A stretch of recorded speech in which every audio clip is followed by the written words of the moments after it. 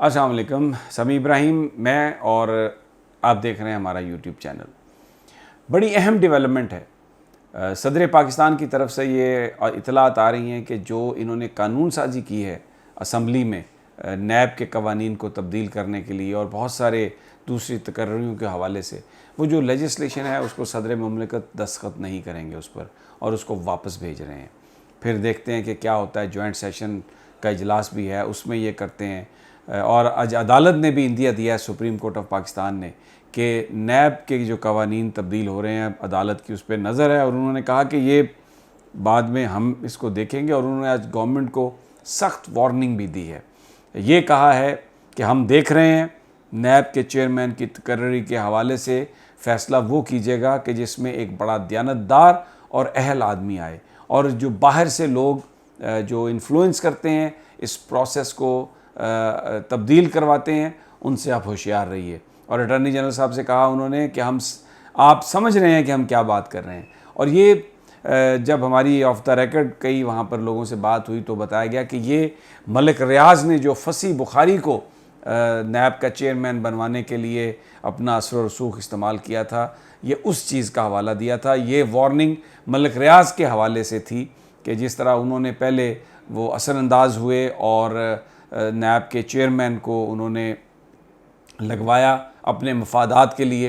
तो ये काम ऐसा मत कीजिएगा, क्योंकि आज अदालत ने अपना दे दिया है माइंड इस पे कि अगर कोई ऐसी बात हुई, अगर किसी ऐसे शख्स को लगाने की कोशिश की गई जिससे ये आप ये अंदाज़ा हो कि ये किसी के मफादात का तहफ़्फ़ुज़ करेगा, ये फ़ैसले कानून और आइन के मुताबिक नहीं होंगे, तो अदालत इस चीज़ को अनडू भी कर सकती है। और ख़ास तौर पर ये जो बाहर से लोग असरअंदाज होते हैं मलिक रियाज टाइप। लेकिन कुछ लोगों ने वहाँ पर मेरी उनसे बात हुई तो उन्होंने थोड़ा सा इससे मुख्तलिफ ऑप्शन और ओपिनियन दिया। उन्होंने कहा कि ये जो उन्होंने बात की है बाहर से लोग जो इन्फ्लुएंस करते हैं उस पर आप मत जाइएगा, इसमें शायद इशारा कहीं एस्टेब्लिशमेंट की तरफ भी हो सकता है। लेकिन अक्सरियत का ये कहना था कि ये मलिक रियाज और उस तरह के और जो अमीर लोग हैं जो इन्फ्लुएंस करते हैं, ये जो इशारा है ये उसकी तरफ है। बहरहाल इसके अलावा सुप्रीम कोर्ट ऑफ पाकिस्तान ने जो इस वक्त हुकूमत में चीज़ें हो रही हैं ECL के हवाले से, जिस तरीके से नाम डाले गए निकाले गए, उस सारे प्रोसेस पर अदम एतमाद का इजहार किया और कहा नैब को भी कि वो सारा जो रिकॉर्ड है मुकदमात का उसको डिजिटाइज़ करे। FIA से कहा उसको डिजिटाइज़ करे और उसकी कॉपियाँ जो हैं वो सारी की सारी सुप्रीम कोर्ट में भी उसको जमा कराना चाहिए। इससे पहले एक बड़ी दिलचस्प बात की DG FIA ने, उन्होंने कहा जी हमने रिकॉर्ड सील कर दिया है। कैसे सील किया है? वो जी सारी फाइलें हमने 2 कमरों में बंद करके बाहर ताला लगा दिया और उसके आगे 2 गार्ड खड़े कर दिए हैं। तो उस पर जस्टिस एजाजुल हसन साहब ने ये कहा कि आपने अगर वो गार्ड कहीं चले जाएं, चाबी कहीं दे दें किसी को, तो फिर क्या होगा? तो ये आप क्या बात कर रहे हैं? इस ज़माने में फ़ाइलें आपने जो है ना वो जमा करवा दी हैं। तो बहरहाल फिर उनको ये उन्होंने हदायत दी और जो हाई प्रोफाइल केसेस हैं उसमें उन्होंने कहा कि कोई प्रोसिक्यूटर चेंज नहीं होगा, कोई इन्वेस्टिगेटिंग ऑफिसर तब्दील नहीं होगा। और हाई प्रोफाइल केसेस वो हैं जिसमें 1 अरब से ज़्यादा का फ्रॉड है, तकरीबन 42 इस तरह के केसेस हैं। और फिर ECL का मैंने आपको बताया कि अदालत ने कहा कि ये जो आप इन्फॉर्म करें, क्योंकि जो कानून के तहत केस टू केस फैसला होना था वो नहीं किया। नैब के बारे में ये कहा कि जो मुकदमात जिनमें एविडेंस नहीं है उनको आप ख़त्म करें, और जिनमें एविडेंस है लेकिन मुल्ज़म ताख़ीरी हरबे इस्तेमाल करते हैं तो दरख्वास्त दे के वो केसेस लगवाएं और उसको ख़त्म करें। क्योंकि क्रिमिनल जस्टिस सिस्टम में आज उमरताब बंदयाल साहब ने कहा कि ये जो पाकिस्तान का नाम बताया जाता है ना 130वें नंबर पे है, तो उन्होंने कहा कि उसके 14 उसके क्राइटेरियन हैं, सिर्फ 2 पाकिस्तान पर अप्लाई होते हैं।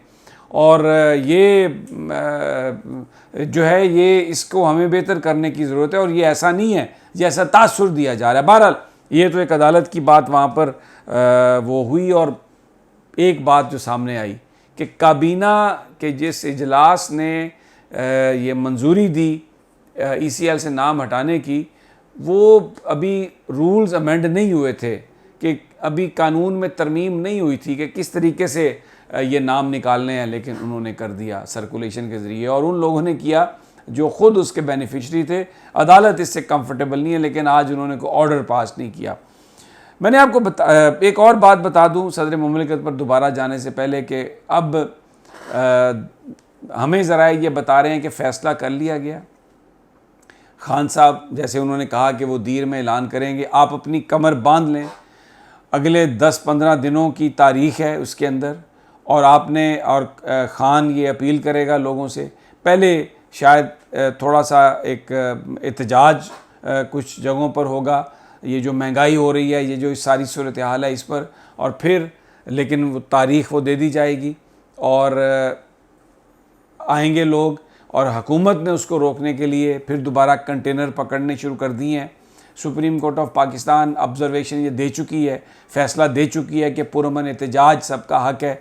जो तहरीक इंसाफ की जो पटिशन थी एतराज़ के साथ वापस हुई, इम्कान है उसको भी सुना जाएगा और एक फ़ैसला आने का इम्कान है। लेकिन इमरान खान ने अपना माइंड बना लिया है, क्योंकि फ़ैसला आए या ना आए उसने ये ऐलान सोच लिया है कि वो आएगा। और जो लोग कह रहे हैं कि जी गर्मी है और गर्मी की वजह से ख़राबी होगी, खान ने वो सब बातें जो हैं वो कहा है कि नहीं, ऐसी बात नहीं है। और दूसरी मैं आपको बात बताऊं कि अदालतों से फ़ैसले आने लग गए हैं FIRs के हवाले से।